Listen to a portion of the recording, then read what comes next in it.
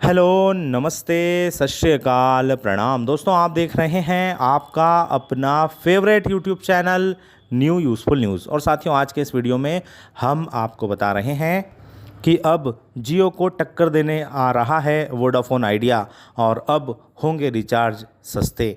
ऐसा क्यों? पूरी इन्फॉर्मेशन इस वीडियो में, तो आप हमारे साथ बने रहिए, साथ ही चैनल को सब्सक्राइब कर लीजिए। साथियों, अगस्त 2021 में भारत की तीसरी सबसे बड़ी टेलीकॉम कंपनी वोडाफोन आइडिया बंद होने वाली थी। उस पर लगभग 1.5 लाख करोड़ का कर्ज हो चुका था और कंपनी के पास उसे चुकाने के लिए धन नहीं था। लेकिन दोस्तों, हाल ही के दिनों में जो समाचार सुनने को मिले हैं उससे यह प्रमाणित हो रहा है कि वोडाफोन आइडिया की स्थिति अब बहुत ही अच्छी हो रही है। साथियों, वोडाफोन आइडिया ने नए कर्मचारियों की भर्ती भी आरंभ कर दी है। वहीं मई के आखिरी दिनों में वोडाफोन आइडिया के शेयरों की कीमतों में बढ़ोतरी भी देखी गई है। इस साल वोडाफोन आइडिया के 4G सब्सक्राइबर्स में बढ़ोतरी भी हो रही है। ऐसे बहुत से समाचार मिल रहे हैं साथियों। इसके साथ ही अमेजन भी अब वोडाफोन आइडिया में निवेश करने जा रहा है। अमेजन की वीआई के साथ जल्द ही 20,000 करोड़ रुपए की इन्वेस्टमेंट डील हो सकती है। इकोनॉमिक टाइम्स के अनुसार वोडाफोन आइडिया को 10,000 करोड़ रुपए कंपनी की हिस्सेदारी बेचकर और 10,000 करोड़ रुपए कर्ज के तौर पर मिलने वाले हैं। 23 मई 2022 को वोडाफोन आइडिया के मैनेजिंग डायरेक्टर रविंदर टक्कर ने भी कहा था कि कंपनी 20,000 करोड़ की डील के बहुत पास है। टक्कर के अनुसार यह निवेश कंपनी का भाग्य बदलकर उसे कंपटीशन में बनाए रख सकता है। वोडाफोन आइडिया ने अप्रैल में 4500 करोड़ रुपए पहले ही जुटा लिए हैं। अगर अमेजन के साथ भी 20,000 करोड़ की डील फाइनल होती है तो पूरे दमखम के साथ वोडाफोन आइडिया जियो और एयरटेल जैसी कंपनियों को चुनौती अवश्य दे सकती है। मित्रों, 2016 में जियो की लॉन्चिंग के समय भारत में 8 बड़ी टेलीकॉम कंपनियां थी। जियो ने फ्री कॉलिंग और डेटा की स्ट्रेटजी बनाई, जिससे धीरे धीरे मार्केट में कंपटीशन कम होता गया।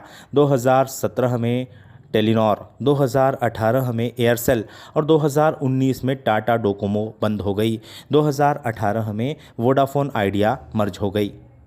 मार्केट में कंपटीशन कम होने के बाद जियो ने टैरिफ रेट्स बढ़ाने आरंभ कर दिए। अमेजन और वोडाफोन आइडिया की डील के बाद एक बार फिर कंपटीशन बढ़ेगा। अधिक सब्सक्राइबर्स बढ़ाने की होड़ में डेटा टैरिफ के रेट कम किए जाएंगे। अमेजन पिछले 3 साल से भारत के टेलीकॉम मार्केट में एंट्री करने को तैयार है।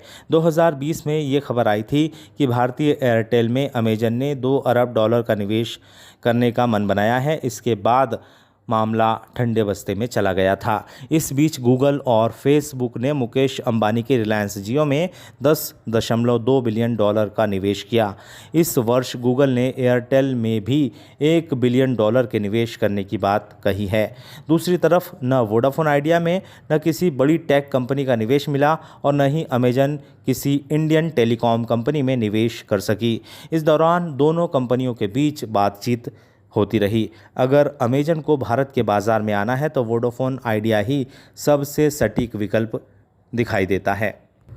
द कैन के अनुसार अमेजन के क्लाउड सर्विस बिजनेस की नज़रें वोडाफोन आइडिया के देश भर में वर्तमान डेटा सेंटर्स और फाइबर नेटवर्क्स पर है। फिलहाल अमेजन का मुंबई में सिर्फ एक डेटा सेंटर है। हैदराबाद में दूसरा ऐसी फैसिलिटी बनाई जा रही है। हालांकि अमेजन टियर 2 शहरों में जाना चाहता है। फिलहाल वोडाफोन के पास देश भर में 70 ऐसे डेटा सेंटर्स हैं जिसका प्रयोग अमेजन कर सकता है।